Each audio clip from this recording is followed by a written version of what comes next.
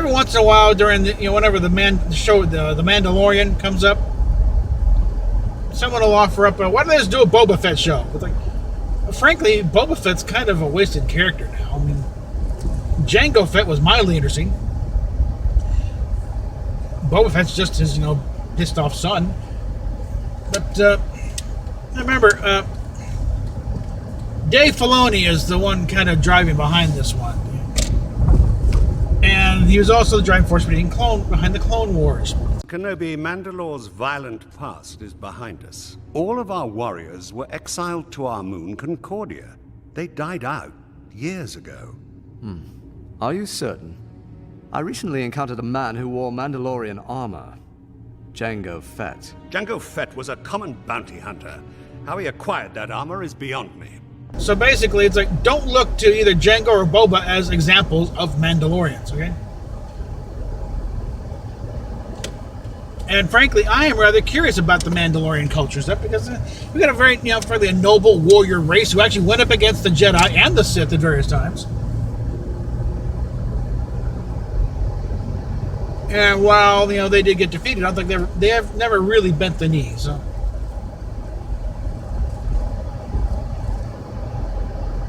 Anyway, they're maybe kind of Star Wars answer to the Spartans, just a purely warrior culture.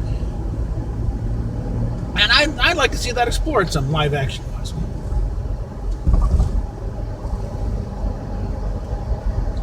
So that's, and also,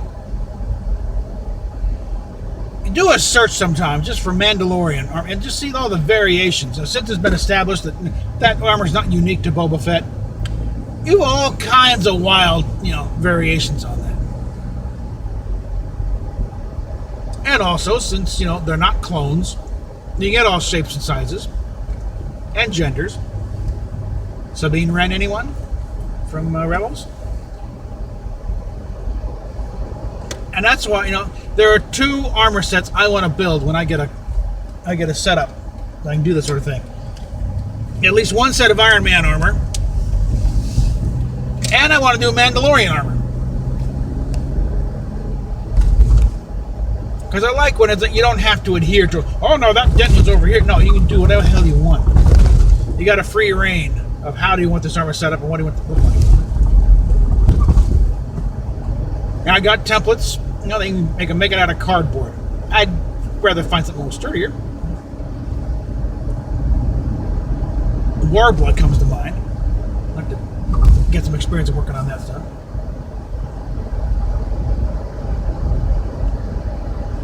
But yeah, you can, set it up however you want. The weapons, you can do whatever weapons you want. I wish there was some, because one of the things the Mandalorians had, their answer to the lightsaber was the dark saber. Same for energy blade, but it just, the energy glow was black. I think maybe something with a black light blade might do that, but I have to figure out some way to do that. I mean, really weird looking. It may be physically impossible, but I'd like to just explore the idea. But same thing, it's like, you whatever weapons are your weapons. If I want to have a lightsaber hanging off my belt with a Mandalorian armor, hey, that's me. Okay.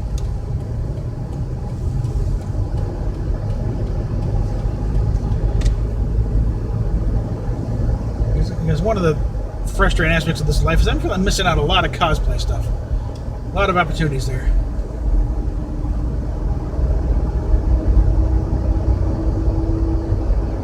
And if one day I can drop the 50 pounds or 50, 60 pounds I want to drop and get back in a Starfleet uniform again, looking like that guy.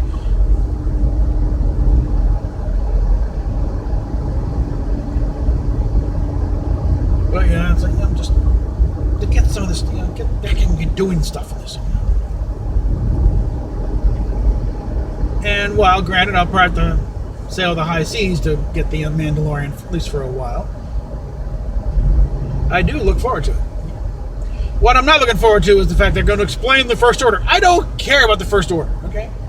Just call the First Order a bust and stop trying to justify it, okay? Nobody, wants these Empire tribute band wannabes. you honking at me for?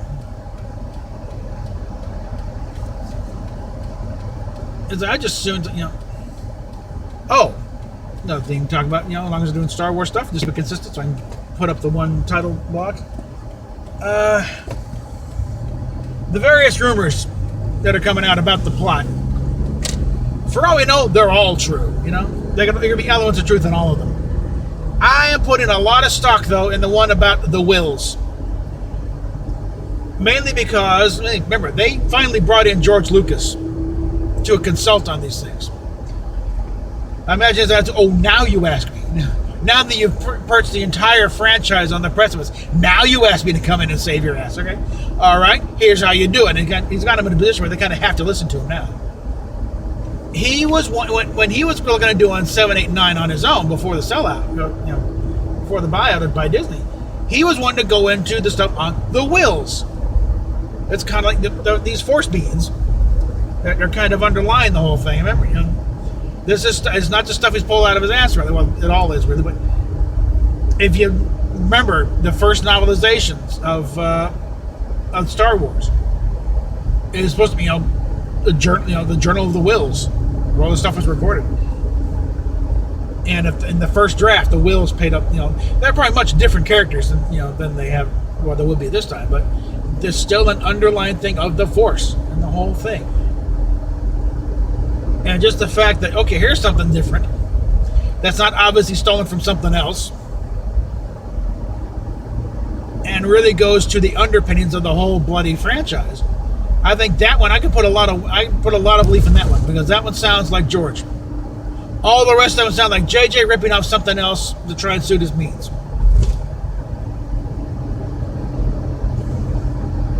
And also the fact that apparently one of the mandates is Luke is not dead. Okay, it's like, let's undo that one right now. Okay.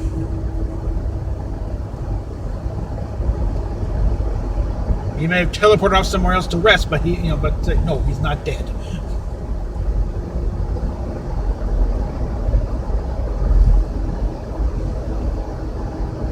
But again, we're still at a point where we really don't know what the hell's going on anymore.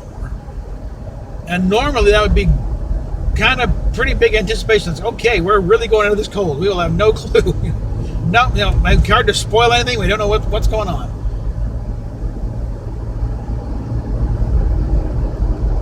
But yeah, sadly we're in this place because they have Rian Johnson.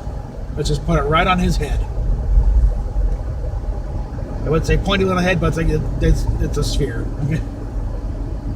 Right on that pumpkin head of his.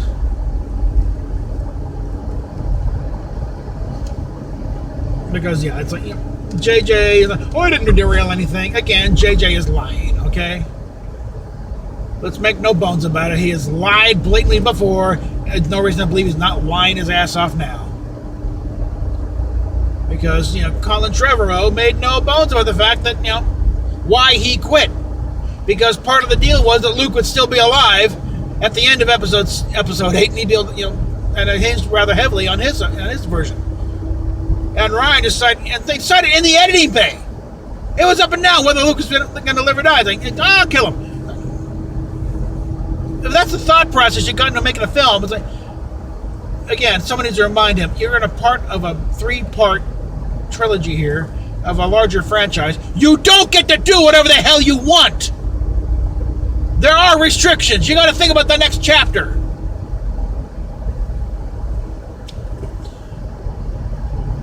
Because of that dolt, on the one hand, it may be a blessing in disguise, and that, for all we know, the original plan was crap in the first place. So, maybe force him to do something a little more inventive, and also bring back George. George, all left to his own devices, is not exactly a raging success as the prequel showed, but on a certain level, it was his storyline to muck with. So as much as you may not like the prequels, they were his story. That's why I never complained that much. It's not my story to unfold. It was his. And that's the story. That's the take you want. That's the run he would take. But fine, like it, don't like it, but don't bitch about that's not how it should go. That's not your what to say. You're not the authority to say that's not how it should go. That was George Lucas's say.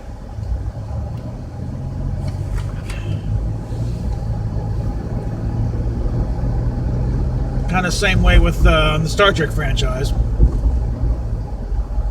The original shows running up through Enterprise, it was Roddenberry's say, and those who Roddenberry entrusted the care of the. Roddenberry did not entrust J.J. Abrams to take care of Star Trek. Okay, that's a little too far removed, from the chain of custody there, to really, trust anything that J.J. or Kurtzman or anything say is authoritative. Because no, your authority does not derive from a source we recognize as authority on Star Trek. But I didn't about Star Trek before I start mixing up title sequences.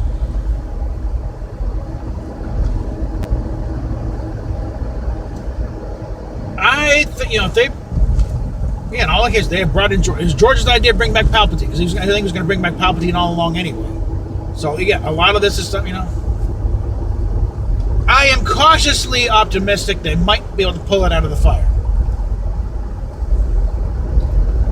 I don't think it's going to be as big a wow as, except I don't know, I've heard a few things like Kevin Smith saying that the ending will melt your brain.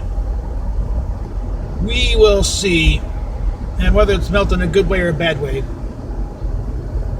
Because if they do pull this time travel thing, it turns out that Rey becomes Shmi, and that will not be a good thing. I think the reaction can be best termed as thermonuclear, if that goes down.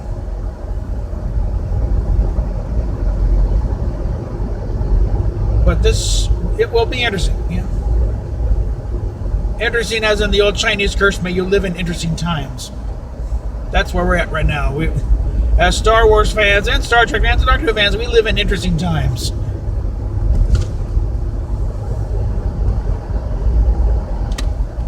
And hopefully they get a little less interesting as time goes on and things start to stabilize and we can finally relax. On that note, PayPal, Patreon down below. Want to send me stuff? Captain Robert April, 4046 North Goldenrod Road, number 115, Winter Park, Florida, 32792. And we will get back at you later.